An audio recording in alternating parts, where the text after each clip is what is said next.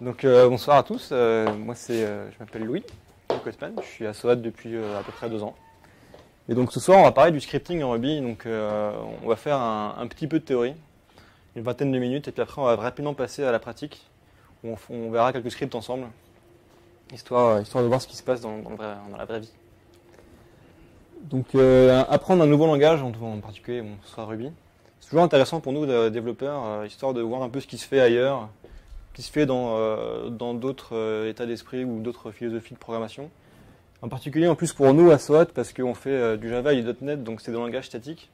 Et Ruby est un langage dynamique, donc il y a beaucoup de choses qui sont vraiment différentes de ce qu'on voit nous dans notre travail tous les jours. Donc on fait un rapide état du contenu. Donc on va parler du Ruby, un peu l'histoire, d'où ça vient. Ensuite, on va voir un peu la syntaxe, donc je vais vous montrer un petit bout de code de Ruby, et puis on va voir à quoi ça ressemble. Ensuite, on verra les fonctionnalités du langage, donc par exemple, il y a du doc typing, ce genre de choses. Ensuite, on va voir comment s'installer un environnement en 10 minutes, histoire de pas trop perdre de temps, parce que ça peut être galère. En tout cas, ça l'était beaucoup avant, et on nous a un peu simplifié la vie depuis. Et on verra les gemmes et bundlers, donc les gemmes, c'est les librairies Ruby, en fait, qui sont des librairies distribuées. Et enfin, donc, ce que je disais tout à l'heure, on verra 5 scripts ensemble, qu'on va commenter ensemble, vous pourrez me poser des questions dès qu'il y a un truc qui coince. Donc le Ruby, un peu d'histoire. Donc en 95, la première publication par Yukihiro Matsumoto, qui est surnommé Mats. En particulier, vous verrez que le Ruby, c'est une spécification, il y a plusieurs implémentations. Et la plus utilisée, la plus connue, c'est MRI, qui veut dire Mats Ruby Implementation, donc l'implémentation en Ruby de Mats, qui n'est pas seulement le mec qui a écrit la spécification, mais qui a aussi fait du coup un interpréteur. Et maintenant, on se sert aussi de Yarv, qui est une autre implémentation très populaire, qui est devenue la norme, je crois d'ailleurs. En 2004, il y a le framework qu'on connaît tous, en fait, au moins de nom, qui est Ruby on Rails. Ça sert à faire du développement web en Ruby. En particulier en se servant de toute la métaprogrammation qu'il peut y avoir dans Ruby pour simplifier vraiment la tâche du développeur. Aujourd'hui, là en fait c'est marrant parce que quand j'ai écrit la première version du PowerPoint, Ruby était 11e sur Tube. Et depuis en février, il est passé 10e devant JavaScript.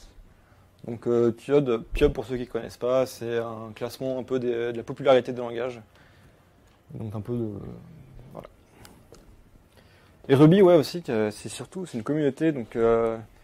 C'est plus orienté, les gens vont vraiment partager leur code, vous pouvez lire le code source de Ruby, il est disponible dans tous vos scripts, vous verrez tout à l'heure dans l'IDE quand on va voir les scripts ensemble. Vous avez accès, on peut voir comment par exemple sont faits les arrêts dans le code source par exemple. Et il y a énormément de gemmes, donc ces librairies dont je vous ai parlé au début, qui sont disponibles pour faire vraiment tout et n'importe quoi. Vous n'êtes pas très limité. Donc une syntaxe minimaliste, donc ça c'est une toute petite classe en Ruby. Et donc c'était pour vous montrer un peu à quoi ça ressemblait, et en particulier l'aspect sur la syntaxe, quoi. Donc si vous avez peut-être, vous pouvez voir un peu ce qui change de d'habitude. Vous voyez ce qui change? Quand on déclare une classe en .NET ou en Java, par exemple, déjà on met des accolades, ce genre de choses. Là il n'y a pas d'accolade. Donc j'ai une petite checklist. Vas-y, non, personne ne voit rien. Il n'y a pas de parenthèse, tout à fait. Il n'y a pas de point-virgule en fin de ligne, tout à fait. Il n'y a pas de return non plus. Vous voyez, dans la méthode là, je renvoie une string, mais je n'ai même pas besoin de mettre return. Et enfin, le if, on peut le mettre en fin de ligne, plutôt que de faire if, condition, accolade, vous faites exécuter quelque chose et on ferme l'accolade, vous pouvez directement mettre... tu fais ça, si, ça c'est vrai. Donc là en particulier, tu vas renvoyer hello avec le nom du mec qui l'a appelé. Seulement si name. Bon alors name c'est aussi une autre string qu'on a envoyé en paramètre. Et donc ça s'appelle la coercion booléenne, ça veut dire qu'en Ruby, tout est vrai, sauf false et nul. Donc en particulier là ça fait que tu vas envoyer hello name si name n'est pas nul. Parce que bon, vu qu'on passe une string, c'est pas un true false. Ok, ça, et donc enfin, ce que ça donne, on fait Puts, c'est pour écrire dans la console. SOAT, donc la classe. .new, on ne fait pas new SOAT, on fait SOAT.new. On considère que new est une méthode de l'objet. Et point, donc on appelle hello avec le paramètre. Donc on ne passe pas non plus de parenthèses quand on appelle les méthodes, on n'a pas besoin. Sachant que ça, c'est la version la plus minimaliste qu'on peut écrire, dans laquelle on peut écrire Ruby. Mais la version avec laquelle vous êtes plus habitué, donc avec les accolades, les returns, les points de virgule, etc., vous pouvez vous en servir. Hein. Ruby l'accepte, donc on aura très bien pu l'écrire exactement comme une classe, enfin qui va avoir eu la même tête qu'une classe C#. Voilà. Évidemment, C# il n'y a pas de def. Donc le put SOAT, donc c'est un script, donc vous voyez on peut mettre du code en dehors des classes, on n'a pas vraiment de limite, vous pouvez écrire où vous voulez. Et donc en particulier quand il va lire ce script là, il va d'abord commencer par écrire SOAT, ensuite il va définir la classe SOAT, et ensuite il va l'appeler. Et donc on n'a pas de mail, on n'a pas de compilation, on n'a pas de ça, on les écoute directement. Ensuite il n'y a effectivement pas d'accolade. Il n'y a pas de return non plus. On peut mettre les if en fin de ligne. Il n'y a pas de parenthèse. Pas grand chose. C'est très minimaliste. Ensuite, les fonctionnalités du langage. Donc le langage est open source. Donc je l'ai mis en fonctionnalité parce que du coup, vous pouvez vraiment accéder au code source de Ruby. Et puis, vous pouvez même le modifier. Vous pouvez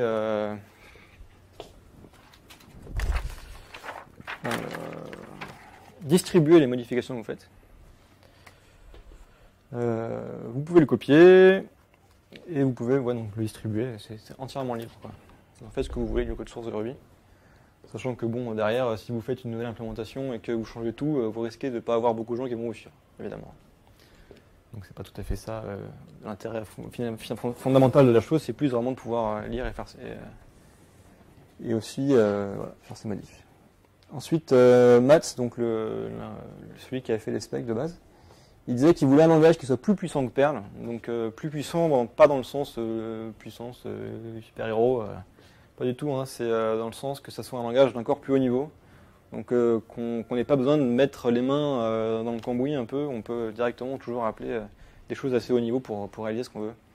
Et du coup, ça fait qu'on écrit des scripts qui sont très concis, mais qui peuvent être du coup très puissants en peu de lignes de code.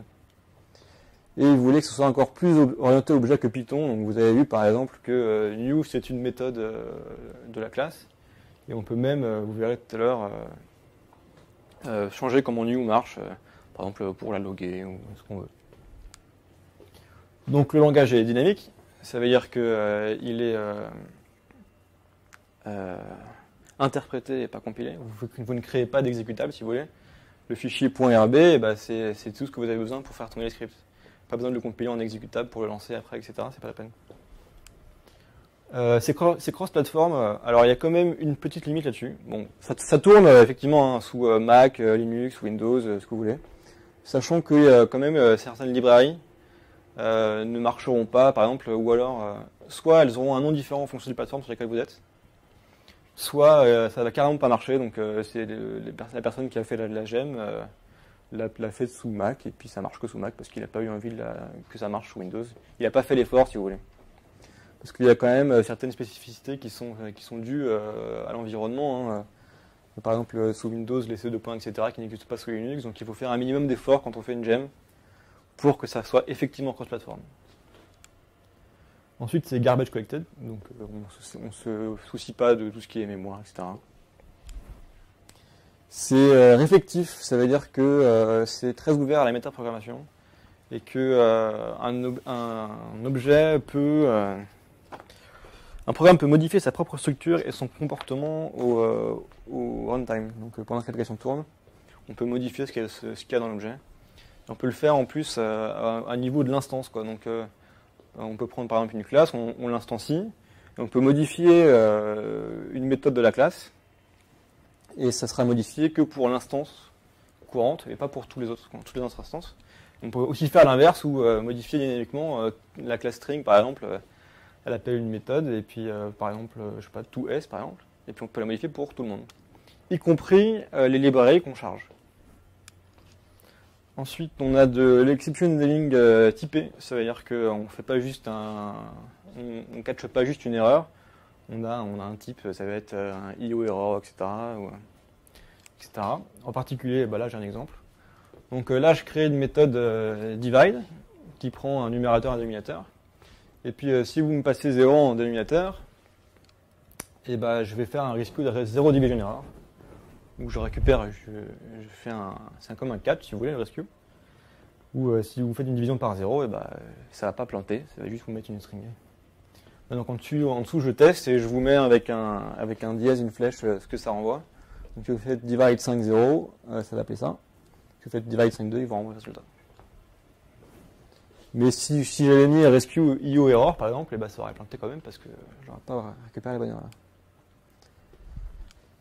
Ensuite, la conversion booléenne, donc c'est ce qu'on a vu tout à l'heure avec name, si vous vous souvenez, c'est-à-dire que tout est vrai en Ruby, sauf false et nul. Et nul en Ruby, c'est nil. Donc ça nous permet de raccourcir tout ce qui est if l'objet différent de nul, alors, non, tu fais juste if l'objet, puis il comprend tout seul. Ça s'appelle la conversion booléenne. Donc là j'ai un exemple. Je définis une méthode qui s'appelle gimme, qui renvoie TEXIST qu'on passe en paramètre, si le paramètre qui est passé n'est pas nul, ou n'est pas false. Donc si je lui passe nul en paramètre, il n'écrit rien, et puis si je lui passe une string, la nutcracker, il nous renvoie TEXIST nutcracker. Donc ça nous permet typiquement de raccourcir encore nos lignes, de ne pas avoir besoin, parce que bon, le if mon objet est différent de nul, c'est un truc qu'on fait super souvent, et c'est vraiment c'est pratique. Ensuite, s'il est doctype, ça veut dire que la phrase originale, c'est que si ça marche comme un canard et si ça quack comme un canard, alors c'est un canard. Bon, alors ça c'est le truc de base, ça ne vous dit absolument rien. Ça veut surtout dire en fait que on peut appeler n'importe quelle méthode sur n'importe quel objet qu'on a en paramètre, puis il va essayer de l'appeler. Étant donné qu'il n'y a pas le paramètre qu'on nous passe dans une méthode, ça peut être n'importe quoi. Donc on va d'abord checker si l'objet passé en paramètre, il peut répondre à la méthode qu'on veut appeler dessus. Donc on n'est pas obligé de le faire, mais si on le fait pas et qu'il répond pas, qu'il ne peut pas répondre à poke, ça va planter. Et à ce moment-là on l'appelle, et puis sinon on fait autre chose. Donc je définis une classe baboon qu'on peut poker. Et je définis une méthode qui va essayer de poke n'importe quoi qu'on lui passe en paramètre. Et donc voilà, est-ce qu'on vérifie qu'il peut répondre le 2.poke, je vous en parle juste après. Et puis sinon, on met sur la console, je peux pas poke ça marche pas. Donc ensuite, je crée un nouvel objet, donc celui-là. Je le poke, ça marche, donc il envoie bien la string. Et puis si je poke nul, sur nul, on peut pas renvoyer. Et donc il peut pas poker ça. Vous remarquez quand même qu'il sera passé jusqu'ici avec le nul, donc il aura fait nil.répondre tout, et il n'a pas planté, il nous a pas dit null reference exception, parce que en Ruby nil c'est un objet. Voilà. Donc c'est pas grave, tu peux pas appeler la méthode poke dessus, bon tant pis, mais ça plante pas. Ensuite, il y a les mixins. Alors, il y a un peu une mauvaise conception, un truc qui n'est pas souvent pas bien compris. Vous allez entendre des gens vous dire que en Ruby, il y a de l'héritage multiple. C'est pas vrai. En Ruby, on peut hériter de un objet, et c'est tout. Mais après, on peut avoir autant de mixins qu'on veut. Alors, un mixin, c'est-à-dire qu'on définit un module, donc c'est pas une classe, c'est un module, dans lequel on peut définir autant de méthodes qu'on veut, exactement comme un objet. Et après, on va pouvoir le mixer dans un objet. Et donc là, je recrée une classe baboon. Puis je lui inclus le module ape qui définit une méthode scratch. Et donc vous voyez que dans baboon elle-même, je n'ai pas défini la méthode scratch. Et pourtant, je peux faire baboon.new, donc je crée un nouvel objet. Ça me retourne une instance. Je peux appeler scratch dessus. Et puis ça va appeler celle-là. Et donc comme ça, c'est un exemple très simple, mais vous pouvez avoir n'importe quel objet, implémenter le module enumerable. Et après, vous pouvez faire des selects dessus, un peu comme ce que vous avez dans l'InQ pour ceux qui font du .NET. Probablement un équivalent Java, mais je ne le connais pas. Et donc, c'est assez utilisé ce genre de pratique, surtout plutôt dans les frameworks, où vous aurez, si vous faites juste des scripts, vous n'aurez jamais besoin de faire ce genre de truc, mais c'est quand même intéressant de savoir comment ça marche. C'est pas de la magie. Linuxin, c'est ça. Et ensuite, et enfin, il y a RubyGame. Donc ça, c'est un site web en fait, qui est rubygame.org, sur lequel toutes les gemmes vont être mises à disposition. Donc c'est collaboratif, donc vous pouvez complètement créer votre propre gemme, votre propre librairie, et la diffuser à tout le monde en une simple ligne de commande. Je vous montrerai pas comment faire là, mais vous avez plein de tutoriels sur internet. J'ai pas trouvé ça intéressant dans la présentation. Alors, s'installer en 10 minutes. Donc on a besoin de quoi? Il nous faut Ruby Installer. Bon, alors ça c'est juste installer le langage, ça c'est la base. Il nous faut DevKit parce que le Ruby à la base c'est basé sur du C et que du coup vous allez de temps en temps avoir des gemmes où il y a du C et donc étant donné que c'est interprété, vous allez avoir besoin de les compiler. Et c'est DevKit qui va se faire ce rôle-là pour vous. En tout cas sous Windows. Je parle sous Windows là. Parce que bon, on travaille tous sous Windows, je pense, dans la vie de tous les jours au boulot. Il vous faut MySysGit parce que Ruby est beaucoup interfacé avec GitHub en particulier, et n'importe quel autre truc de Git. Et donc vous allez peut-être pouvoir récupérer des gemmes depuis GitHub directement pour avoir la version la plus à jour, quoi. Donc c'est pas forcément. Enfin, si vous voulez, les gemmes, les dernières versions des gemmes sont souvent disponibles sur GitHub avant que ça soit vraiment bien packagé, etc. Et si vous voulez un peu tester les tout derniers trucs, vous en aurez besoin. Et sinon, plus simplement, parce que ça c'est un peu galère à faire, vous pouvez juste récupérer Rails Installer, et puis il vous installera tout ça. Il vous installera en plus Rails, mais bon, vous n'en aurez en tout cas pas besoin, en tout cas pas pour le moment. Mais ça vous fait tout d'un coup un seul installeur, et puis vous n'avez pas besoin de vous poser la question, vous savez que c'est bien installé, vous savez que vous n'avez rien raté. Niveau IDE, bon, moi je vous montrerai des scripts que j'ai fait sous RubyMine, mais je sais que les gens sous Linux sont très fans de Emacs, donc c'est très utilisé. Et que sous Mac, j'ai vu que les gens étaient plus sous TextMate. Tu n'as pas l'air d'être d'accord. On parlera tout à l'heure. Et donc en bonus, si vous utilisez RubyMine, je vous filerai mon thème. Moi j'ai fait un thème qui ressemble beaucoup à Visual Studio. Voilà, je suis développeur de .NET à la base et ça m'a manqué. Est-ce qu'il y a des questions à ce niveau-là de la présentation? Pas d'ambiguïté, on est bon? Ok. Ensuite, les gemmes, donc c'est ces librairies, et le bundler qui va nous servir à un peu manager de quelles gemmes vous avez besoin et de quelle version. Donc c'est donc des librairies distribuées. Ça veut dire quoi? Ça veut dire que vous avez rubygem.org qui stocke les gemmes de tout le monde. Donc c'est par convention, hein, ça pourrait très bien être complètement autre chose. Vous pouvez très bien avoir votre propre serveur de gemmes si vous voulez pour avoir des gemmes plus privées ou parce qu'il y a des informations sensibles dedans. Vous pouvez très bien faire votre propre serveur de gemmes, c'est pas un problème. Vous le récupérez de rubygames.org. Et donc pour vous montrer un peu après quelles sont les différentes caractéristiques, vous pouvez dans votre console taper game search n'importe quel game que vous avez installé. Ça va vous renvoyer ça. Donc là en gemme locale, j'avais Nokogiri. Donc ça c'est le nom de gemme. Donc si vous tapez game install Nokogiri, ça va vous l'installer. Toute la version. La version c'est important parce que en Ruby la philosophie c'est pas tellement d'être très rétro-compatible. Et que si d'une version à l'autre de Ruby, vous pouvez très bien avoir énormément de breaking change. Et donc en particulier là, c'est pas anodin, il y a 4 jours ils ont enfin sorti Ruby 2.0. Et il s'avère que ça a cassé la plupart des games populaires, quoi. Donc tous les gros trucs. Moi j'ai essayé mes scripts sur 2.0, je voulais vous le montrer. Ça marche pas, c'est pas du tout la peine, ça plante à la première ligne de script, quoi. Donc ça demande, si vous voulez, derrière de la maintenance, etc. Donc la version des gemmes que vous utilisez est importante, parce que du coup elle va targeter peut-être une différente version de Ruby. Donc c'est important. Et ensuite la plateforme, parce que comme je l'ai dit tout à l'heure, il y a des gemmes qui marchent sous Windows et pas sous Linux, etc. Enfin c'est plutôt l'inverse, hein, d'habitude. Mais donc vous pouvez aussi spécifier que je veux telle gemme, et puis quand je vous la récupérer, je veux que ce soit pour telle plateforme. Donc vous allez avoir quelques commandes pratiques au niveau des gemmes que vous tapez dans votre console, votre terminal. Game Help Commands pour savoir un peu toutes les commandes qui sont disponibles. Ça vous dira comment installer une gemme, la désinstaller, etc. Et Game Environment, donc ça vous dira où est placé votre Ruby, quel exécutable il exécute, qu'est-ce qu'il fait avec Git, quelle est la version de RubyGame qu'il utilise, etc. Ça vous permet de savoir un peu où est tout.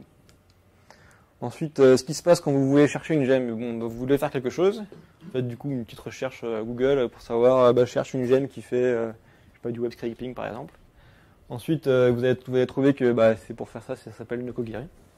Donc dans votre terminal, vous tapez juste game install Nokogiri, il va aller la chercher sur RubyGame, il va vous l'installer sur votre poste. Et ensuite, dans votre script, vous faites require Nokogiri pour dire, dans ce script-là, je vais me servir de Nokogiri. Donc inclus-le moi. Parce qu'il ne vous inclut pas tout par défaut parce que ce serait long, ce serait pas efficace, quoi. Donc c'est à vous de dire, là, dans ce script-là, je vais me faire de Nokogiri.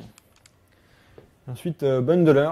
Donc bundler, c'est une gemme qui sert à manager les gemmes. Donc ça tombe bien. On va en faire. Vous avez bundle install qui va en fait aller chercher dans votre répertoire un fichier gamefile.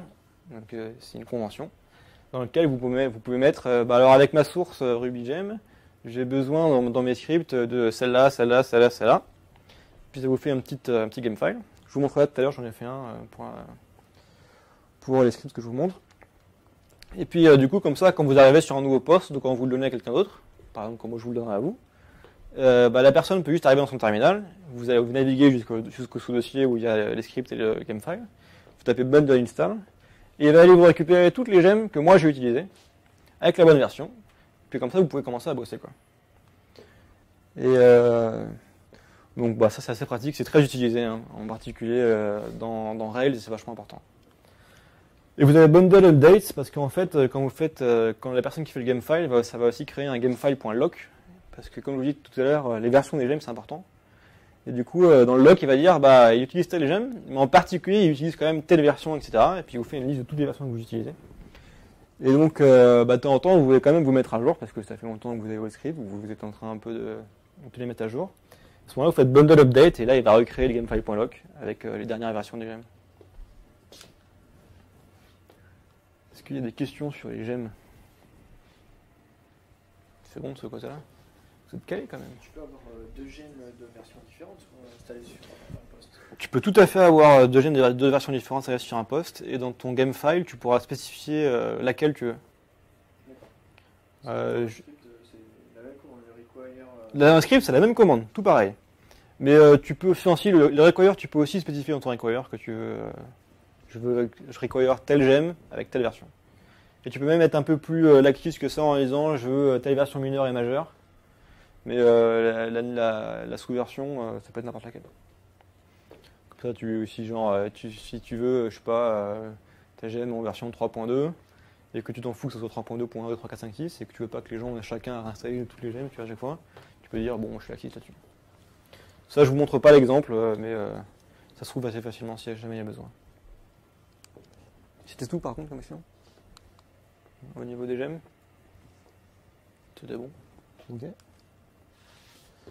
Donc, comme ça, on va pouvoir parler plus rapidement des scripts, c'est cool. Donc, on va parler de 5 scripts. On va faire un premier script sur les appels système, donc ce que vous pourriez taper dans la console, mais il faut que vous allez l'automatiser. Ensuite, on va faire un script qui va récupérer les notifications RATP, c'est-à-dire que, on va dire un script où il va aller récupérer sur le site de la RATP le prochain RER A qui parte de SOAS. Et comme ça, il nous le met en haut, et quand on part du boulot, et si le RER arrive dans moins de 5 minutes, on va pas aller se geler dehors, on attend encore bien au chaud, on va être tranquille. Ensuite, on va faire de la proxyfication en métaprogrammation. Alors, ça fait peur comme ça, là, mais je vous assure que c'est pas si dur que ça. Vous verrez que je crois que c'est un des plus petits scripts qu'il y a. C'est surtout pour vous montrer que si vous voulez un peu loguer pas par pas à pas, ce qui est appelé sur vos objets, on peut le faire assez facilement en utilisant un peu de métaprogrammation, sachant que en Ruby, ce qui est vraiment cool, c'est la métaprogrammation au final, quoi. Une fois que vous êtes un peu à l'aise avec le langage, vous verrez que ça peut être super pratique et ça peut vous faire gagner un temps monstrueux, quoi. Ensuite, on verra un organiseur de série qui va vous prendre un dossier genre download comme on a tous, dans lequel vous avez plein de séries complètement mises en vrac avec différents. Là, ils ont mis des minuscules, là, ils ont mis des points, des trucs et des machins. Et ça vous range tout ça bien dans des dossiers qui sont après, il y a des sous-dossiers par saison. Vous verrez, celui-là est pas mal. Et ensuite, on verra un dernier qui sera le CRA client. Donc, ça va se loguer sur Sonnet. Donc, il va passer à travers l'HTTPS. Et il va aller jusqu'au truc au CRA, et puis après il va le remapper dans la console, et puis du coup vous pourrez voir votre CRA dans la console. En couleur, s'il vous plaît. Attention. Il envoie pas le fax, alors pour la petite histoire, j'avais commencé à le faire pour le mapper, et on m'a dit non, surtout pas, parce qu'après les gens ils vérifient plus leur CRA, et ça pose des problèmes.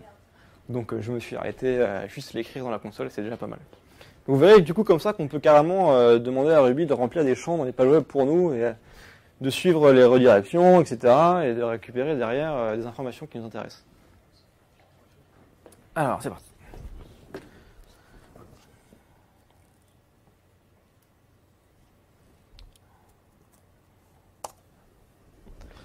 Et donc, alors là, on a notre script Ruby. Donc on commence par les appels système.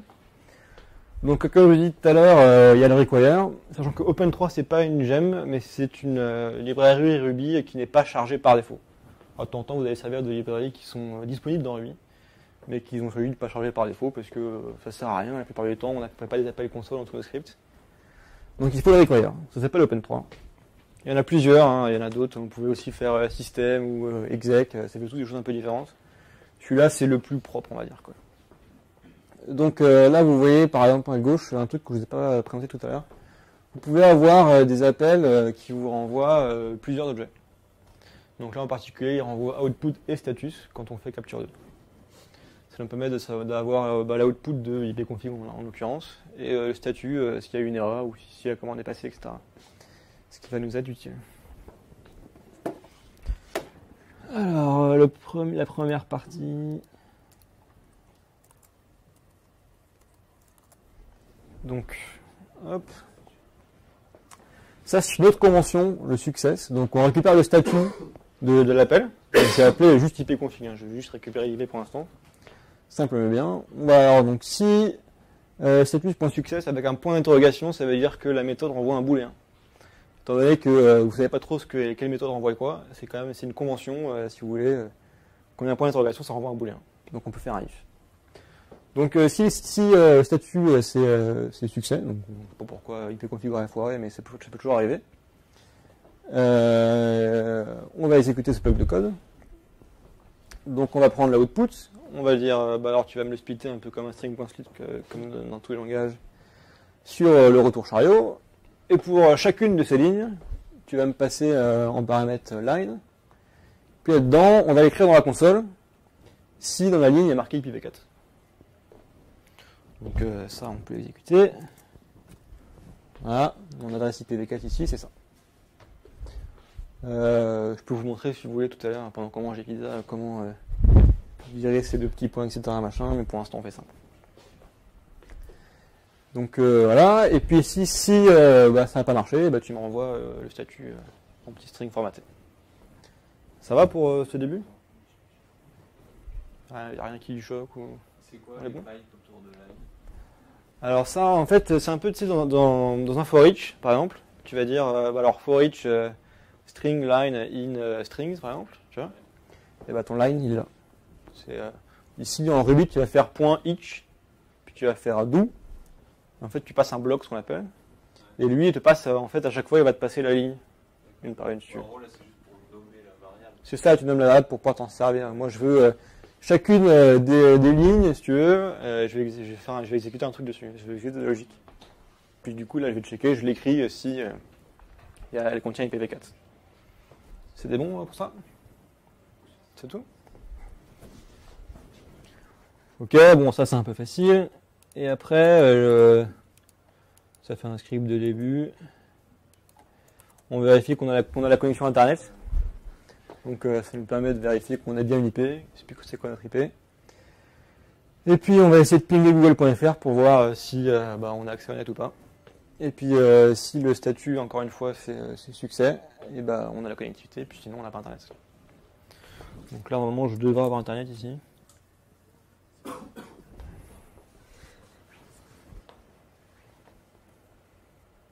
C'est bon. Il y a intérêt parce que tout à l'heure on va faire du net. Donc connectivité, ok, hein, c'est les résultats ici. Donc on a bien Internet, on a bien IP, tout va bien. Ce script là, il y avait des questions du coup? Pour l'instant ça va encore bien. Vous inquiétez pas, arrivez ici, vous aurez beaucoup de questions. J'ai juste une question. Vas-y. Comment on connaît les sorties de Capture 2 par exemple? Il y a de la doc dessus ou c'est... Alors ça, c'est un peu la partie compliquée. Alors déjà, vous avez de la doc. Systématiquement, en Ruby, on peut faire tellement de métaprogrammation, le langage est tellement flexible, si vous voulez, que vous avez intérêt à au moins essayer de lire un peu la doc du truc. En particulier, là, quand on vient dans RubyBind, on a un raccourci qui est CTRL-Q. Donc on se met dessus, on fait CTRL-Q, et puis vous allez avoir la documentation. Attends, je te le mets en grand. Voilà, et donc tu vois un peu ce que ça fait. Ils te mettent en général les exemples. Et ça, c'est déjà bien pratique. Si ça ne suffit pas, tu vas chercher sur Internet. Si ça ne suffit pas, tu peux aussi aller directement chercher Capture 2. Tu vas chercher la source, hein, parce que comme je vous ai dit tout à l'heure, la source est disponible. Et puis là, on a dans Capture 2, puis on peut voir exactement ce que ça fait. On va pas rentrer dans les détails parce que c'est des classes qui peuvent devenir assez compliquées. Mais tu vois, là par exemple, que je vous disais tout à l'heure qu'on a Ruby qui est là, Ruby il est là quoi. Si je l'étends, on peut voir tout Ruby comment c'est, le C, tout ce que vous voulez. Mais on va pas rentrer là-dedans aussi parce que c'est pas pour le début. Et là en dessous en plus, on a aussi toutes les gemmes, j'ai tout le code source de toutes les gemmes. Les gemmes, ça peut pas, je crois. J'ai jamais vu de gemmes qui n'avaient les sources fermées. Ça n'aura pas de sens. C'est toujours avec ce code source. Alors ensuite, les notifs RATP. Alors là, ce coup-ci, il nous faut Ruby GNTP. Alors pour ceux qui utilisent Mac, vous connaissez peut-être Growl. Ça existe sous Windows aussi. Donc il y a un port qui a été fait. Et en particulier, il y a une gemme qui s'appelle Ruby GNTP qui permet de s'interfacer avec. Donc de lui envoyer des trucs pour qu'il nous envoie des petites notifs. Donc ça peut être un toast ou ça peut être, vous verrez que moi je l'ai mis pour qu'on ait une barre en haut. Donc ensuite on va servir le Nokogiri qui sert, j'en ai déjà parlé plusieurs fois du coup pendant la présentation. Ça sert à faire du web scraping, donc ça sert à aller chercher des valeurs du HTML. Ça sert à lire du HTML un peu intelligemment. Donc vous allez chercher en particulier, vous verrez que nous on cherchera un marqueur CSS. Il faut que vous ayez Growl for Windows installé et il vous faut les gemmes évidemment. Donc là, je me suis fait une petite méthode pour envoyer facilement une notif avec GNTP. Donc ça, je l'ai sorti de la doc GNTP. Et donc ça me permet d'envoyer une notif avec un titre, un texte. Donc ça fait un peu comme si vous voulez une méthode statique sur GNTP. Sachant que je ne vous ai pas montré comment faire, mais il faut définir une méthode en mettant self point dans une classe et puis ça fait une méthode statique. Et ensuite,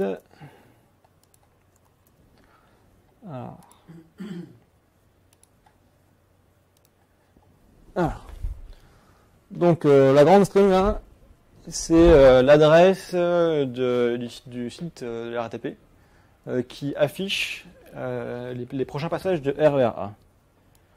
Alors, je dois pouvoir vous montrer ça.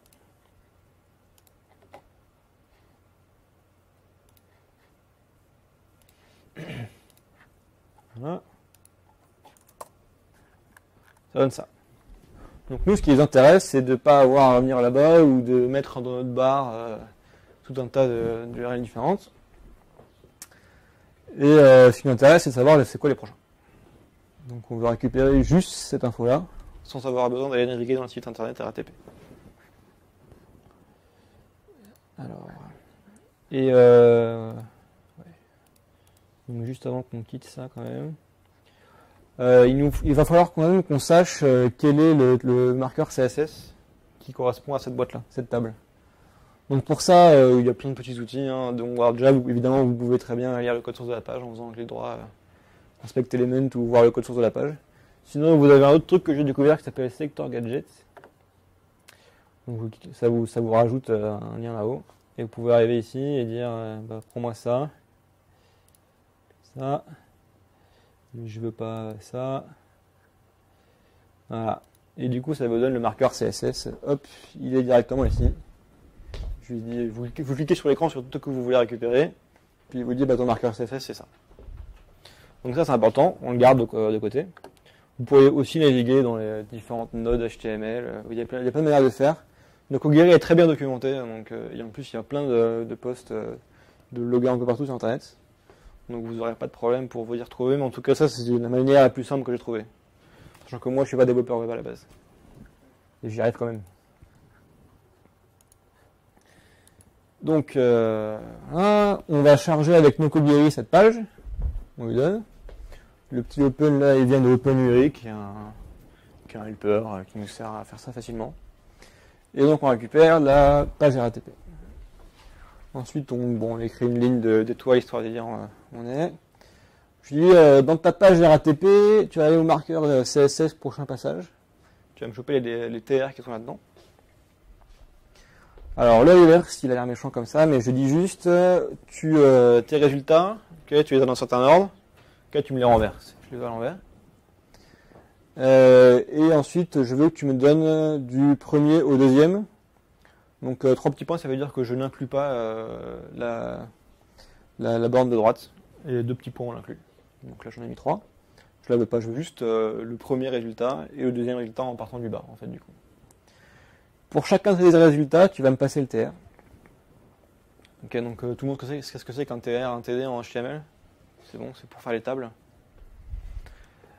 Ensuite, dans ton TR, tu vas aller au marqueur CSS TD, donc tu vas me prendre le TD, et puis on va faire un map, donc c'est le map de MapReduce, pour ceux qui connaissent.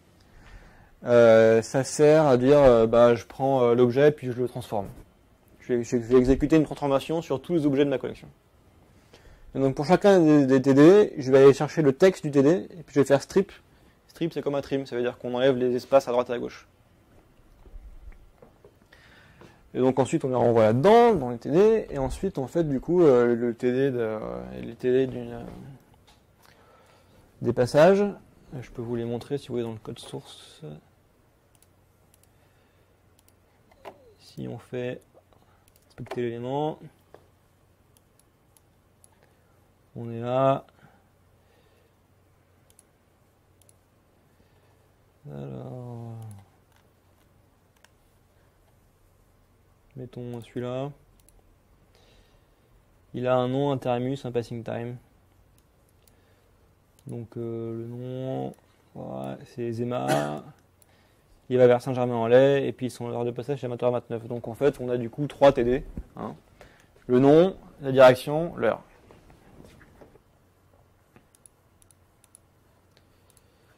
Voilà. Et du coup je lui dis alors tu me mets le nom avec une petite flèche, tu me dis où il va, 2 points, l'heure. Et tu me mets ça dans horaire qui est donc attends, on est où? C'est la string qui est là-haut, ouais, tout à fait. Voilà. Et après, tu vas à la ligne. Tu vas à la ligne, tu mets des petites barres, tu vas encore à la ligne. Et du coup, il va nous mettre les deux, l'un en dessous de l'autre. Et enfin, on appelle cette première méthode-là, sendNotif, en disant que tu vas écrire les prochains RER avec l'heure. On va faire un time.now qui est comme un datetime.now dans les autres langages. On va formater l'heure et ensuite tu mettras en message les prochains RER.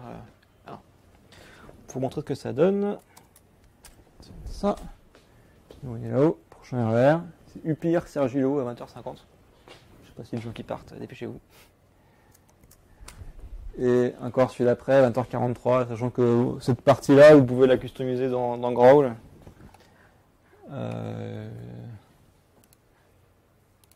Hop. Growl il est lancé sur la machine. Hein.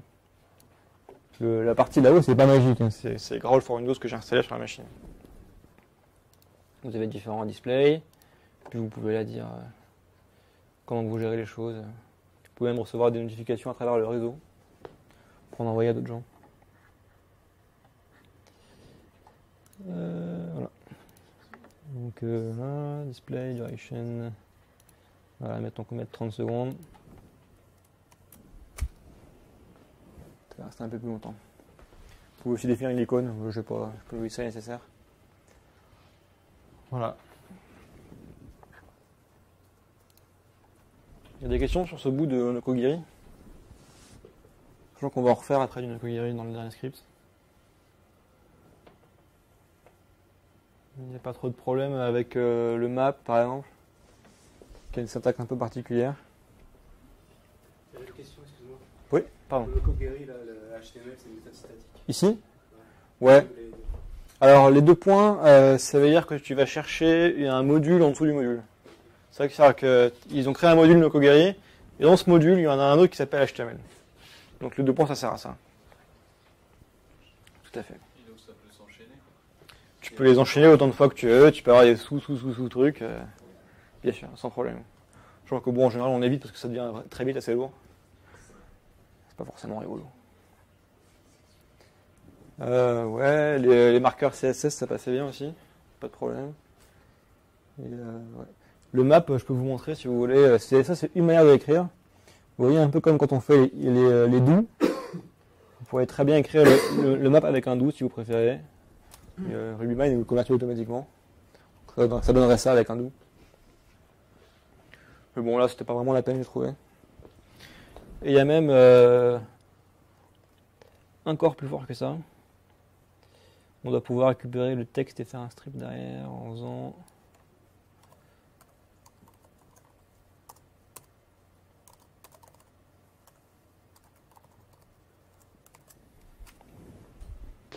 Voilà, ça marche pareil.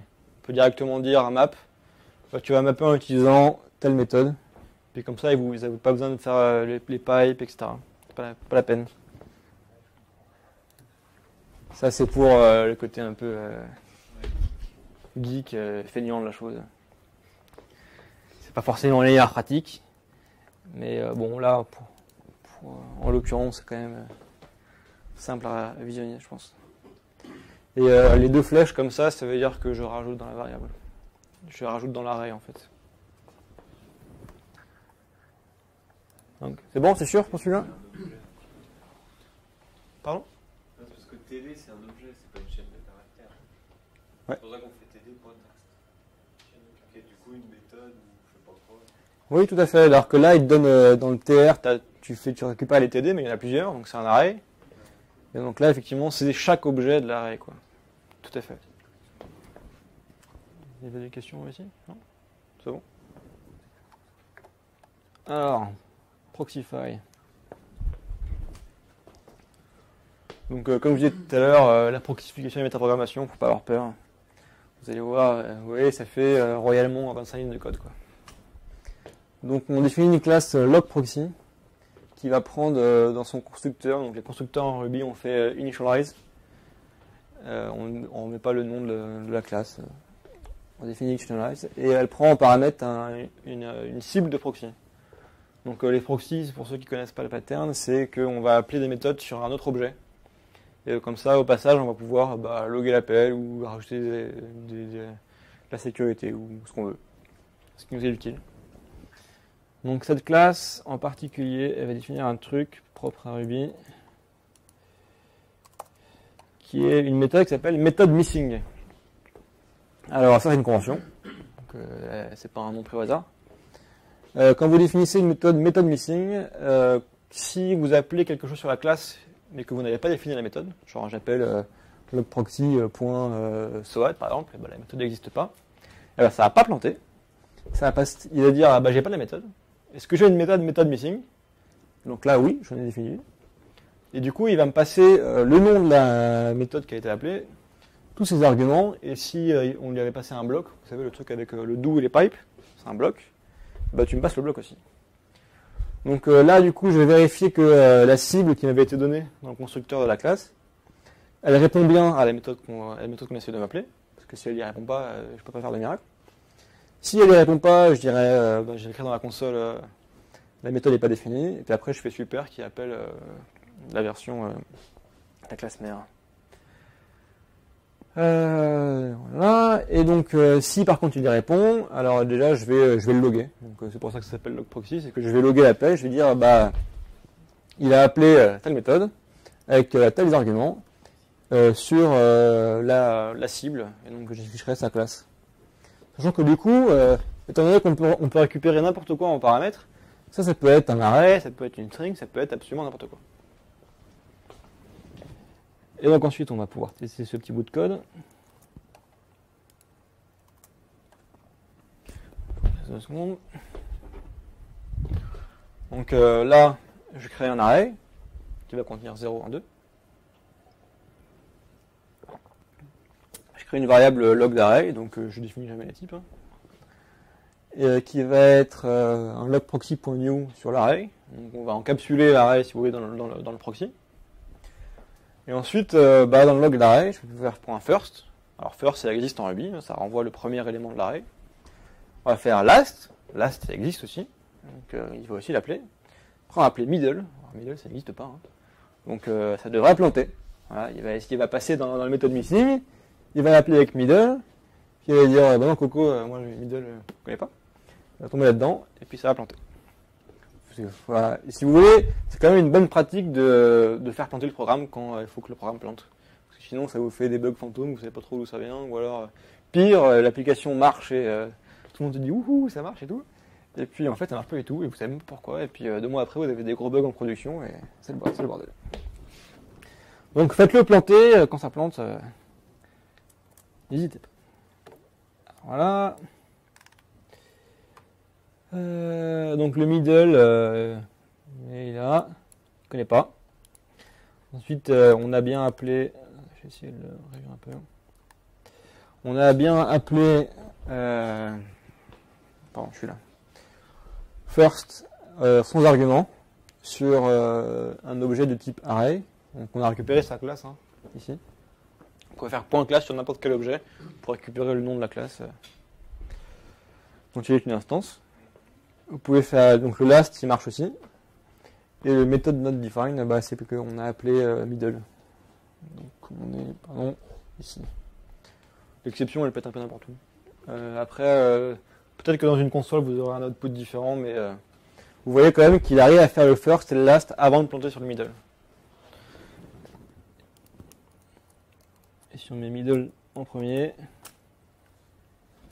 il va même pas exécuter le first et le last. Donc vous voyez bien que Ruby quand même le lit ligne par ligne. Ça plantera que après, que vraiment à la ligne telle quelle, et c'est pas comme en C# en Java où quand vous compilez, vous allez avoir une erreur de compilation, il va vous dire middle ça n'existe pas. Et non, là où le script il va tourner jusqu'à ce qu'il te rende compte une erreur. Donc ça c'est en particulier pratique quand vous faites un script qui commence à devenir un peu long. Vous faites un petit proxy comme ça qui log chaque ligne. Comme ça, vous pouvez voir l'avancement du script, ligne par ligne. Alors, il a exécuté tel truc, puis tel truc, puis tel truc, et puis on en est arrivé là, quoi. Et sur les trucs qui peuvent devenir longs, bon, ça sera juste un exemple de log, mais vous pourrez faire plein d'autres choses. Vous êtes limité que par votre imagination. Il y avait des questions là-dessus? Donc, oui, aussi, le first, il a bien renvoyé le 0, qui est le premier. Le last, il a bien renvoyé 2. En plus de loguer l'appel, il fait quand même aussi l'appel, hein. Le send là, ça va envoyer, ça va appeler sur target la méthode name. Donc name qui va être remplacé par une string, en l'occurrence first. First il arrive là, il rentre là. Est-ce que target, le array il répond à first? Oui. Alors il a appelé first avec les arguments, pas d'arguments sur un array. Et je lui envoie target.first. Ça fait ce truc là en first. Ça va, il y a encore des gens qui sont là? Il y a des questions, j'imagine, là-dessus, peut-être.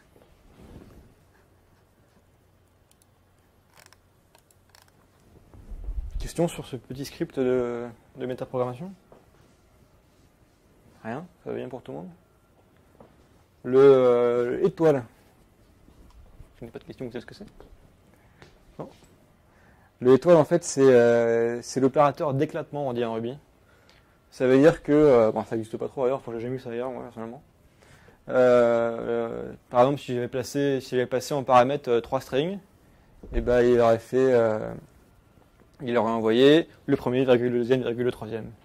Il n'aurait pas envoyé le array d'arguments. Ça sert à ça. Ça ressemble un peu au var de la base. Ouais. Probablement, je connais pas trop. Je sais qu'en C# on a un truc qui s'appelle params, qui fait un peu le genre de truc, qui est assez similaire. Donc var, qu'est-ce que tu me dis en Java? Voilà, pour ceux à qui ça parle. C'est l'équivalent, c'est juste une étoile ici. Ça marche qu'avec les énumérables, bien sûr. Et le n block, c'est pour le do. C'est bon pour tout le monde du coup ça? Passer à la suite. Alors, là, ça va se compliquer. Enfin, c'est pas tellement plus compliqué parce que c'est de la programmation très classique, parce que c'est un peu plus long. Donc là déjà je fais un script qui va avoir des options. Vous voyez souvent, je sais pas, au moins l'option help sur les scripts. Ça sera à peu près ce qui se passe dans le truc. Donc on va commencer par la require. Vous avez dans la variable env, c'est votre variable d'environnement, c'est votre pass sous Windows. Donc par exemple quand vous faites Ruby, et ben, la raison pour laquelle ça marche, quand vous tapez Ruby directement dans la ligne de commande, c'est que le dossier dans lequel il y a ruby.exe, il est inclus dans le pass. Si vous ne connaissez pas, il y a plein, encore une fois, de posts, de blogs partout sur la toile. Donc FileUtil, ça va nous servir à déplacer les objets, à déplacer les fichiers. Ça, c'est le script qui sert à organiser les séries. Donc ça me permet de les déplacer, les renommer, etc. Passname, ça va nous servir en tant qu'utilitaire aussi. Et optparse, c'est pour faire les options. Donc on a une bannière en disant, bon alors comment tu t'en sers. Ensuite on a le -help. Donc si on le fait tourner, je vais ouvrir ça.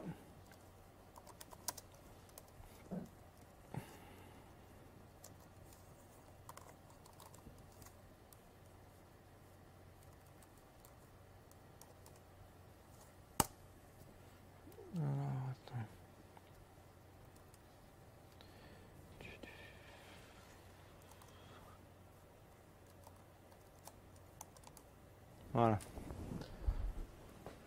C'est marrant, c'est noir, c'est bleu sur mon écran. Donc vous faites le help et puis du coup le optparse il vous a généré toute cette petite aide. Alors voilà, tu peux appeler telle option. On a pu définir ce que ça faisait, etc. Vous voyez ce script là, il va prendre pas de paramètres si on n'en met pas, on n'est pas obligé. On peut lui donner une cible. Donc on va dire tu vas aller chercher les séries qui sont dans tel dossier. Mais par défaut, c'est le dossier downloads de votre ordinateur. Et vous pouvez mettre un dossier série en particulier, je sais pas vous, moi chez moi j'ai dû avoir 4 disques durs. Et du coup c'est un peu gladé un peu partout, je ne fais pas forcément attention. Et donc ça sert à avoir un dossier série que où vous allez centraliser un peu tout ce que le script va trouver.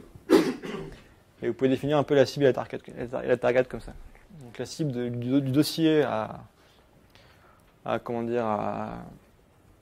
organiser et le dossier dans lequel vous voulez envoyer les fichiers. Et il y a un petit flag -q qui est quiet pour que ça écrive rien dans la console. En particulier si ça fait partie d'un batch, vous n'avez pas forcément besoin d'écrire plein de trucs dans la console, vous pouvez juste mettre un petit quiet puis il vous dira rien du tout. Donc ça sert à ça, hein, le optparse. Quand on revient, voilà, il y avait l'usage, il y avait le -help, c'est le flag que j'ai appelé. Le -target folder. J'ai quand même dit qu'en folder, moi je voulais qu'il me passe une string. Pareil pour le dossier des serials. Et puis on définit après un petit message d'aide à quoi ça sert le flag. Et le -q pour quiet. Et donc là, il y a toujours un petit do et on le stocke dans une variable option. Quand on commence par $, ça veut dire que c'est une variable globale. Donc l'option est disponible partout dans le script. Et les petites accolades comme ça veut dire que c'est un hash, donc un dictionnaire. Vous connaissez mieux ça sous le nom de dictionnaire. Sachant que là, je ne suis pas servi, mais un dictionnaire en Ruby, il peut prendre des entrées booléennes, string, etc. Il n'y a pas de typage, si vous voulez, dans le hash. Il prend n'importe quoi en entrée, il peut en prendre de plusieurs types différents dans le même hash. C'est la première partie. Ensuite, voilà. Là, donc, je définis les options. Je lui dis ton dossier cible, tu vas aller me choper l'option target dir, donc celle qu'on a définie ici.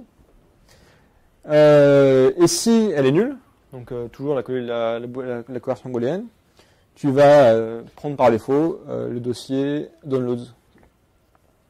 Donc je lui dis tu vas aller prendre le user profile, donc ça va être c:/user/all/downloads. Du coup, ça vous recrée le chemin. Ensuite, le dossier des séries, et bah alors tu vas aller chercher l'option qu'on t'a donnée.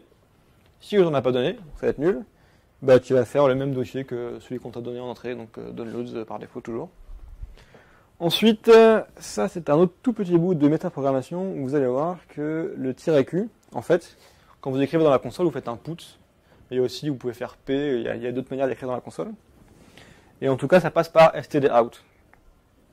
Et je lui dis, dans stdout, tu vas évaluer sur l'instance qu'on t'a donnée, et tu vas redéfinir la méthode write, et puis tu vas faire, elle fait absolument rien. Du coup, ça donne quoi? Je vais vous le mettre en grand comme ça, voilà, ça donne ça, si vous voulez.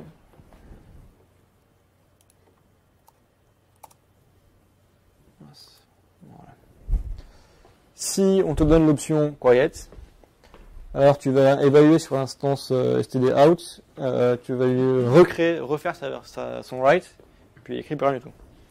Du coup, ça sera quiet. C'est ça dont tu parlais au début, la modification de code. C'est ça, voilà. On va évaluer sur l'instance.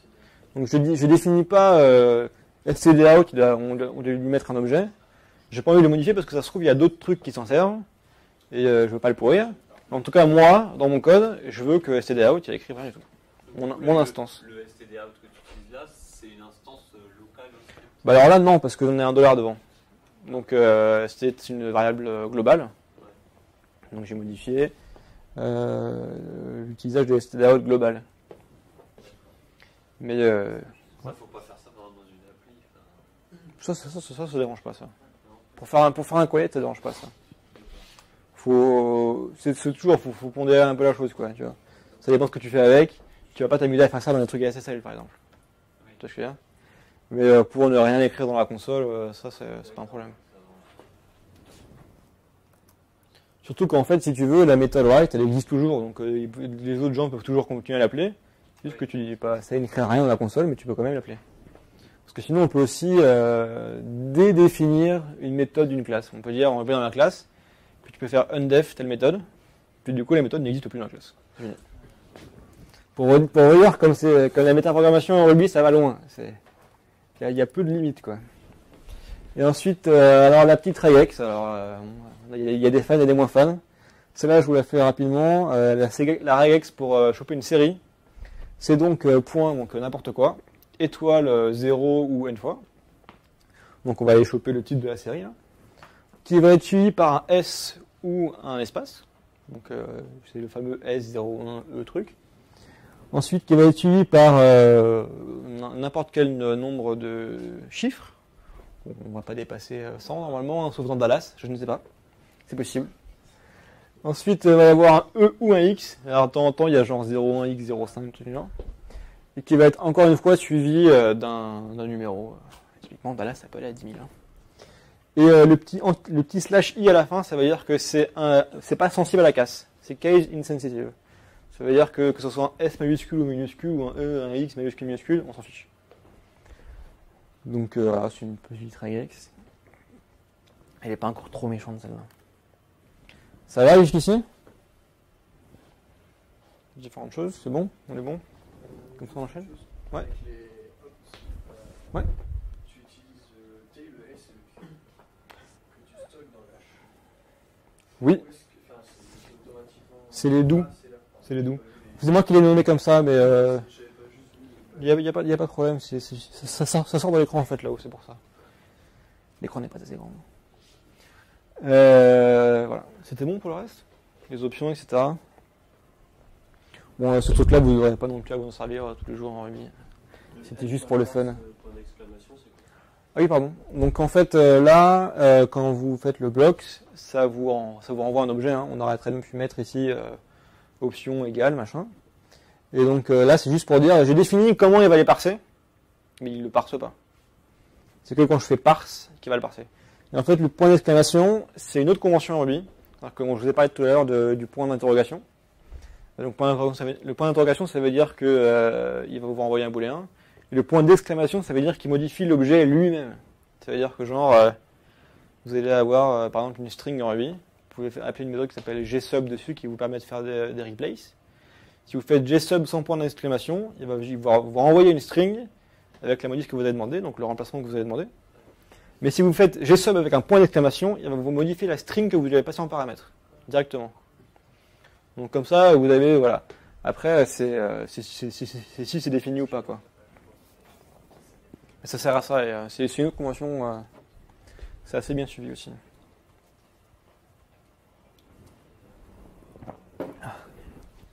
Donc voilà. Je vais essayer d'accélérer.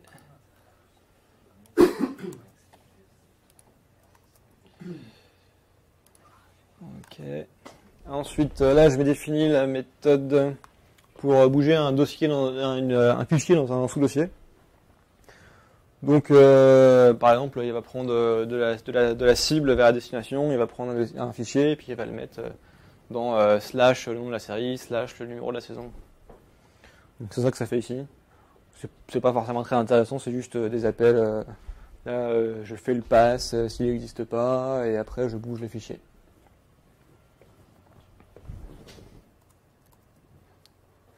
Alors, je vais vous faire une petite démo. C'est là que je suis toujours rigolo si ça ne marche pas. Donc, alors j'ai prévu un init test, donc, dans lequel il y a plein de petites choses. Mais alors ça, je vais te montrer un truc. Regarde la taille. Il n'y a rien dans la taille en fait. C'est des fichiers pourris. Je suis désolé, on ne se mettra pas d'extérieur après en mangeant la pizza. Mais vous pouvez venir chez moi si vous voulez mettre d'extérieur. Pardon ? C'est anonymisé. Tout à fait. C'est nickel. Donc voilà, donc vous voyez que c'est pas forcément bien suivi. Là, c'est pas trop mal fait. Voilà, il y a pas de majuscule minuscule, il y a des points, etc. machin. Et donc on va voir si le script se débrouille bien. Donc il devrait nous mettre tout ça dans 2 dossiers. Ça devrait être joli avec les versions et tout. Hop. Voilà, j'exécute le script. Voilà. Donc il nous a fait 2 dossiers, il a bien détecté série, il a bien vu aussi que j'ai mis un random folder en piège. J'avais mis aussi un fichier texte, etc. Et il les a bien laissés de côté. On a Breaking Bad, il y a vécu la saison 5, il les a bien tous mis ici. Il les a pas renommés parce que pour les nommages c'est dommage. Et après il a bien vu que Dexter il y avait 2 saisons, il vous a créé 2 saisons. Voilà, tout est là. Et il a même vu aussi que il s'en fiche que c'est un fichier ou un dossier, hein. Il bouge tout. De temps en temps on récupère des dossiers, ça arrive. Dans saison 1, il n'y avait pas un fichier texte aussi. Il y avait un fichier texte, si, tout à fait. Ah non, c'est Le sous-titre, ok. il est bien là. Ouais, ils s'en fichent de l'extension en fait. Enfin, j'ai fait en sorte qu'ils s'en fichent de l'extension. Parce que si jamais tu as des points MPK, tout ce que tu veux, ça marche quand même. Alors, comment ça marche? Donc, tout ce qui est avant, c'est dans le but d'exécuter ces petites lignes-là. Donc, alors, on va chercher le dossier donc on va chercher tous les fichiers, qui sont dans le dossier target. Slash étoile, ça veut dire toutes les entrées. Pour chacune des entrées, on va faire entrée. Donc l'entrée, ça peut être un dossier ou un fichier. On va aller choper son nom, juste son nom. On s'en fiche en fait du pass. On veut juste c'est le nom qu'on va essayer de matcher avec la regex. Et on va lui remplacer donc le gsub dont je vous parlais tout à l'heure. On va lui remplacer les points par des espaces. Voilà. Ensuite, si on arrive bien à matcher la regex qu'on a là, donc on détecte bien les S, les X, etc. les trucs, c'est ça match. En Ruby, vous pouvez aussi faire la regex.match, ça marche pareil. Juste ça, c'est plus joli. Ensuite, ça va nous remplir dans des variables $1, $2, $3 les différents résultats. Donc en fait, ce qui est entre parenthèses, on lui dit si tu matches, mets-moi ça de côté, j'en ai besoin.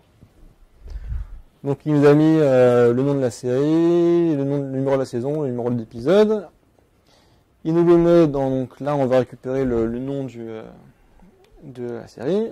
C'est le premier match. Point strip, donc on enlève les espaces. Point split sur les espaces, donc on va prendre chacun des mots séparément. Tu lui dis tu vas me les mapper, tu vas me les capitaliser, c'est-à-dire que tu vas me prendre la première lettre, tu vas le mettre en majuscule, tout le reste en minuscule. Comme ça, ça commence par un B minuscule, un B majuscule, ou que il y a un petit malin qui s'est fait amuser à faire le truc dégueulasse, qu'on met minuscule, minuscule, minuscule, minuscule. Là. Ça, c'est bon, on enlève tout ça, et après on le join, donc on les remet en une string. Ça sert à avoir un nom qui est constant. Ensuite, on écrit dans la console, ce que je vous ai pas trop montré, mais il l'a fait. Non, c'est pas ça. C'est là, voilà, il a mis ce qu'il a détecté dans la console. Voilà. Et ensuite, il va appeler du coup cette méthode-là qu'on a créée avant. Donc on lui dit, vas-y, bouge là-bas, l'entrée, et puis tu me mets ça là. Et le TOI là, c'est juste pour s'assurer que si on a un genre 0,3 par exemple, et ben, il prend juste 3. Voilà. Il est déjà un peu plus balèze celui-là. Ça, c'est encore des méthodes qui sont définies à droite à gauche.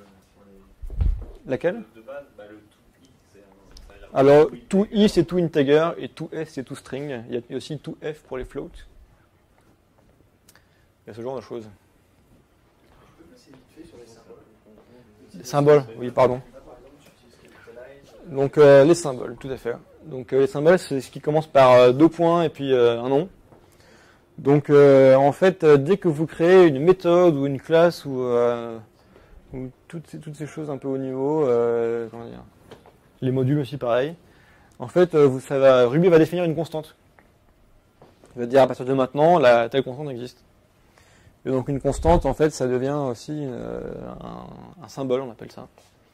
Et donc il y a une méthode, mais je la connais plus, pour demander à Ruby tous les symboles qu'il a enregistrés. Tu le connais par cœur peut-être, je ne sais pas. Enfin, j'avais regardé une fois, mais ça vous donne une liste complètement monstrueuse. Parce que Ruby lui-même en définit plein, et donc trouver votre truc là-dedans, ça sert à rien. Mais juste pour la fin, vous pouvez regarder. Et donc là en particulier, j'ai fait un map où avec le raccourci que je vous avais montré tout à l'heure.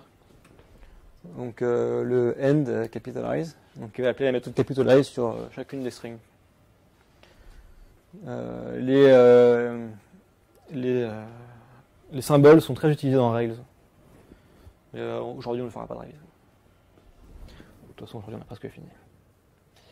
Il y avait des questions peut-être là-dessus. N'importe où. Non. Peut-être toi. Est-ce que tu pourrais justement expliquer la différence qu'il y aurait entre un symbole et une chaîne de caractères? La chaîne de caractères, c'est surtout quand tu vas essayer de matcher, quand tu vas faire des if, une chaîne de caractères égale une autre, il va devoir, c'est beaucoup plus lourd si vous voulez, parce qu'il va devoir regarder chacun des caractères, etc.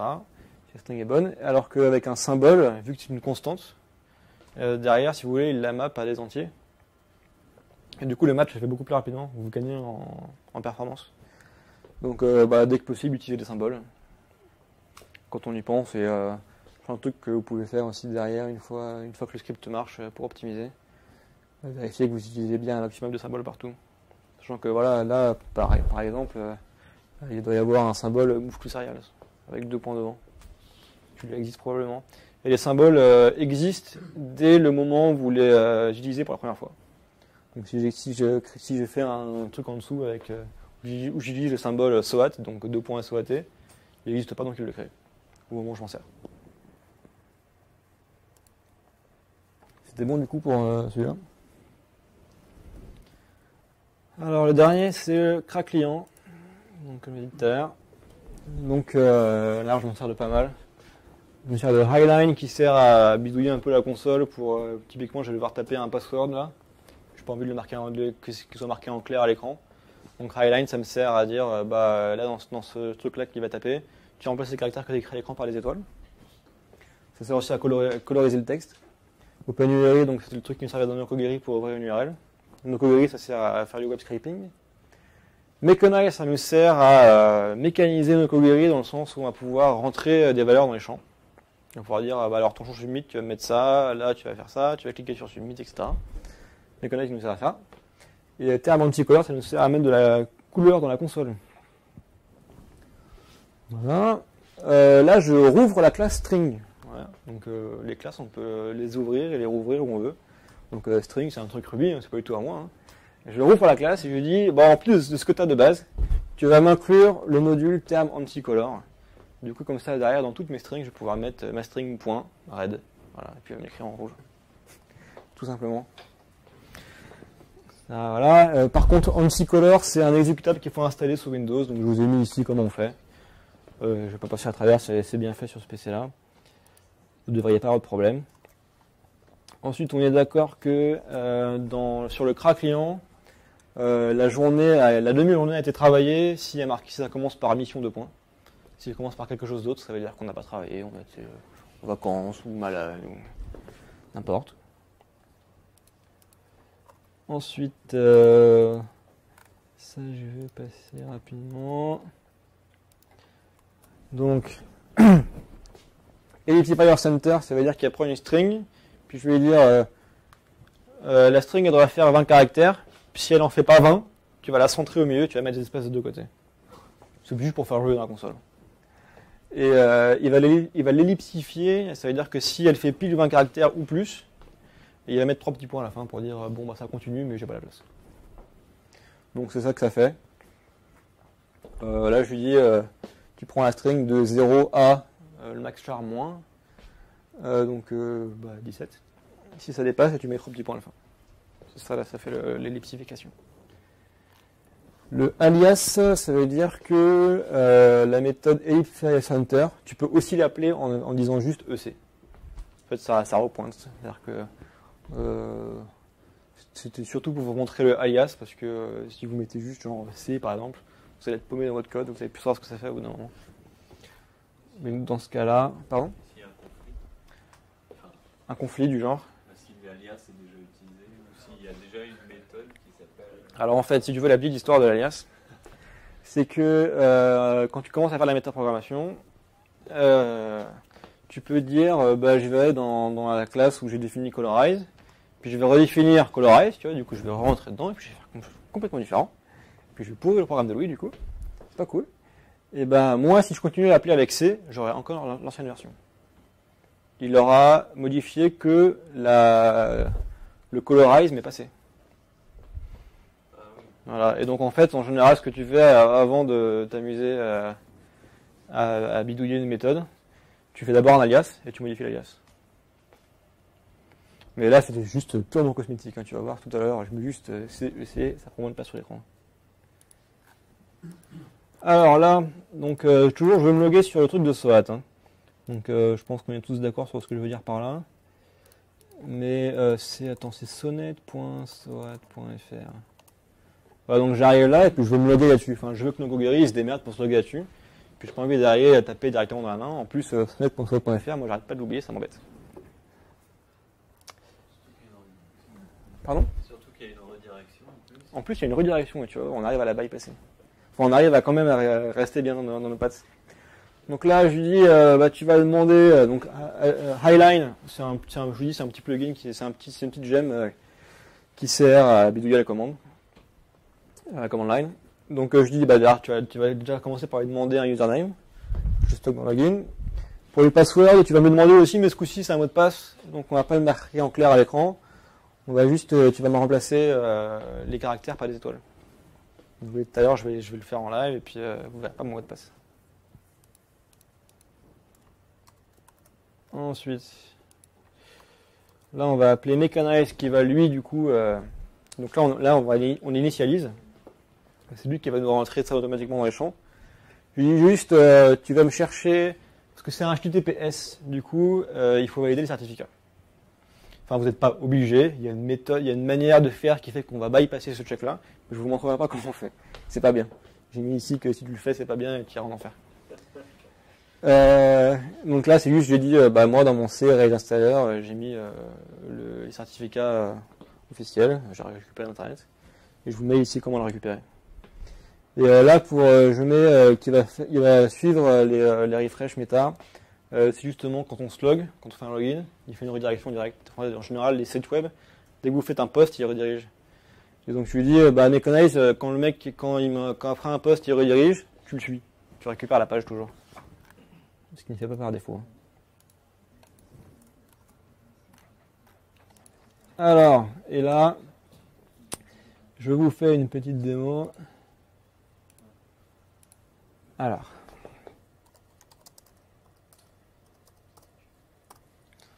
Voilà, donc je lance le script que je vous ai montré. Il me demande un username, comme prévu. Je mets mon username, je mets mon mot de passe. Voilà. Je vérifie en plus. Et voilà, et donc ça c'est mon CRA. Et il a mis les belles couleurs et tout. C'est juste, c'est du pur ASCII art, quoi, c'est magnifique. Quoi. Et voilà. Et j'ai pas bossé aujourd'hui, et non. Du tout. Je finissais de préparer ces trucs-là. Tout à fait. Et donc ça donne ça au final. Je ne suis pas allé jusqu'au mapping de Excel. Et donc comment ça marche? J'ai l'URL de sign-in, donc le sonnet.swat.fr, ce qui vous redirige vers ça. Ensuite, j'utilise Mecha, donc mon agent Mechanize, qui va aller choper le sign-in URL. Puis tu vas me renvoyer la page que tu récupères. Je vais récupérer la page du CRA, donc la page d'après, qui est...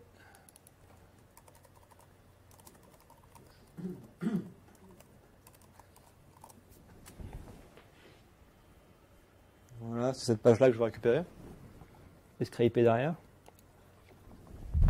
Donc tu me la récupères. Ensuite, je dis directement, je ne vais même pas expliquer comment ça marche la page. Et puis vous pensez bien que Mechanize, ils s'en fichent pas mal de swat.net.fr. Je dis, dans le sign-in form, tu feras le username. Puis tu te débrouilles pour savoir ce que c'est. Tu mets le login. Dans le password, tu mets le password que je t'ai filé. Et tu fais N et puis tu le submits. Alors que tu vas submit le form directement. Donc, qu'est-ce qu'il fait? Il arrive. Alors attends, du coup, il faut que je me déconnecte, je pense. Ouais, mais ça va planter, là, c'est ça. Alors, sonnet.sonnet.fr, voilà. Donc, il a rempli ça, et puis il a fait connecter. Vous voyez que c'est même pas les bons noms. C'est marqué en français en plus ici, quoi. Il a des conventions hein, derrière, donc c'est pas écrit identifié en français dans le HTML. Mais au pire, je suis sûr que si c'est écrit genre, en serbe ou quoi et que ça marche pas, vous devriez avoir moyen de dire bon bah là tu vas remplir. Enfin, je sais que tu peux récupérer. Il y a aussi l'ID du champ, ouais. Ouais, mais en HTML5 probablement que tu as des trucs bien, mais dans le vieux truc, ça peut être écrit n'importe quoi. Et donc là, tu vois, je lui ai quand même dit que la sign-in page, tu vas me prendre la forme qui a l'ID FM1. Et c'est là-dedans que derrière, lui, il remplit les choses. C'est quand même un peu aiguillé, quoi. Mais derrière, j'aurais très bien pu dire signing form form with tel ID pour lui dire que je cherche tel champ et c'est celui-là que je veux remplir. Mais là, par défaut, il a trouvé tout seul, donc il n'y avait pas besoin de s'embêter, quoi. Mais là, c'est là que j'ai défini que c'était la forme avec l'ID FM1. Voilà. Ensuite, ça, c'est tout comme tout à l'heure. Hein, je me suis servi de... Comment ça s'appelle mon petit outil là? Le sélecteur gadget pour trouver c'est quoi le marqueur CSS. Donc je suis allé chercher. Donc ça c'était pour trouver le mois. Tu vois, là c'est février par exemple. J'ai cherché la combo box qui a les mois de l'année. Donc en général on a les 3 derniers mois sur le CRA. Tu vas me prendre l'option qui est sélectionnée. Ensuite tu vas me prendre son texte. Tu vas me le centrer sur sa quantité de caractères. Tu vas me le mettre en bleu, sur blanc. Et tu vas me le mettre en bold. Voilà. Et donc tous ces trucs-là, ça c'est une string à la base. Hein. La string, elle connaît pas blue and white, etc. C'est juste que tout là-haut, si vous vous souvenez bien, on a fait un lexine où on faisait le include, là, celui-là. Et donc on a modifié la classe string. On lui a rajouté des méthodes. Ce qui nous permet de faire ça. C'est quand même cool. Et ensuite, je lui dis, tu vas me récupérer toutes les entrées du tableau du CRA. Tu me drops le premier parce que c'est le bandeau en haut, on s'en fiche. Pour chacun des TR, hop, on recommence, on fait le map, text strip. Ensuite, je prends le jour qui est le premier. Shift, ça veut dire que tu prends la première entrée du tableau, tu me la stockes dans ma variable, et après tu l'enlèves du tableau. Voilà, je day. Ensuite, tu as le matin, l'après-midi. C'est par demi-journée, ça va. Le jour de la semaine, c'est sur le tableau à gauche. Voilà, je suis encore déconnecté, putain.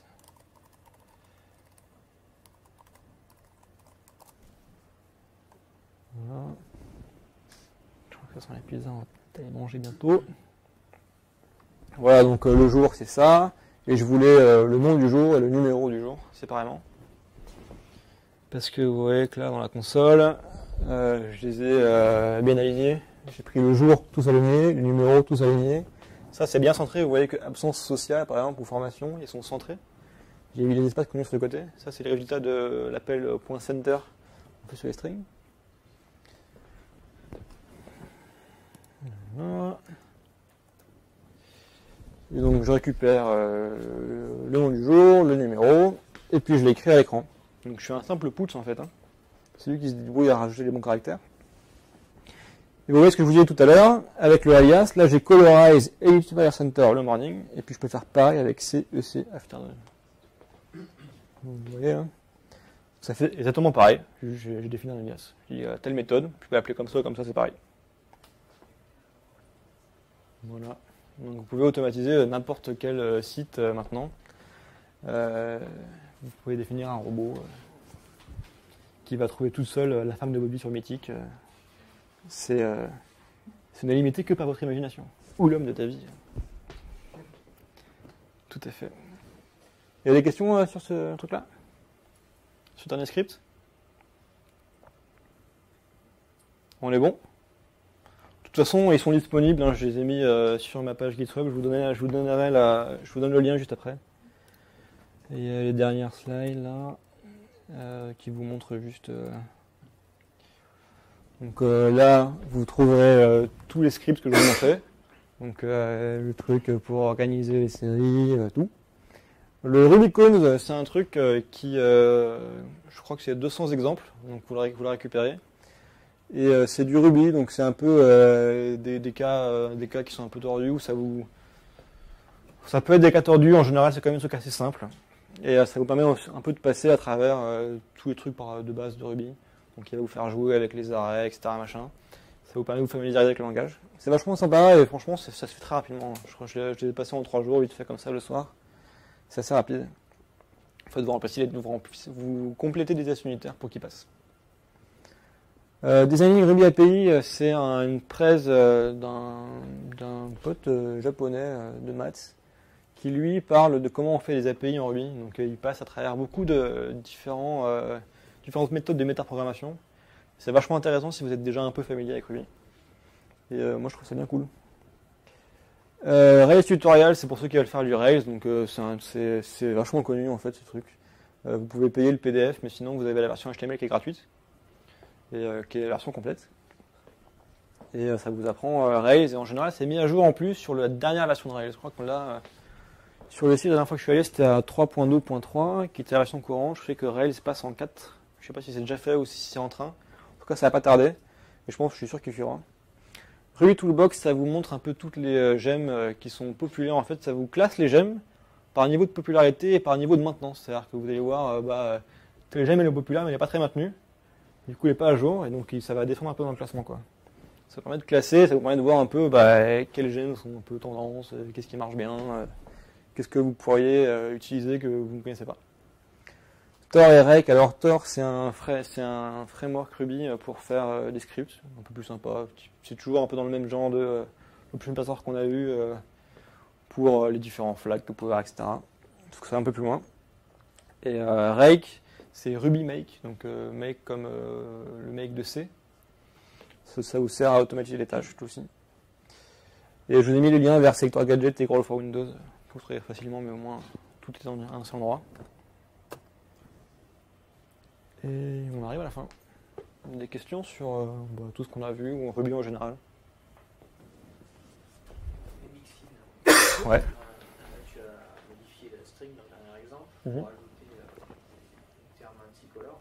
Ouais. Est-ce que tu peux ajouter plusieurs modules? Ouais, t'as pas de limite de nombre de modules. Tu peux hériter que d'une seule classe. Je vais pas montrer d'héritage là, mais tu peux hériter que d'une seule classe. Mais tu peux inclure autant de modules que tu veux. Comment ça se passe au niveau des...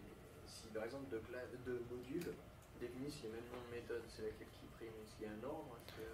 C'est la deuxième qui est définie qui est prise, il me semble. Sachant que c'est un truc qui a été discuté dans Ruby 2.0. Et maintenant, on a, ce que tu fais, si tu veux, c'est que tu définis un sous-module dans ton module. Et du coup, tes méthodes, c'est mon module, point, truc. Et du coup, derrière, c'est comme ça que tu te débrouilles pour pas qu'il y ait de clash de nom. Mais dans Ruby 2.0, ils sont allés plus loin. Il y a un autre système pour gérer ça qui est plus intelligent. Je ne l'ai pas en tête parce que j'ai trouvé très peu de 2.0 parce que mes scripts passaient pas dessus, donc j'ai pas trop joué avec encore. Mais je vous encourage à récupérer le 2.0 d'ici un mois ou deux, une fois que ça se sera un peu tassé. En tout cas, les grosses librairies, les grosses GLM ont été mises à jour. Parce que pour l'instant, vous allez pas être très loin avec, malheureusement.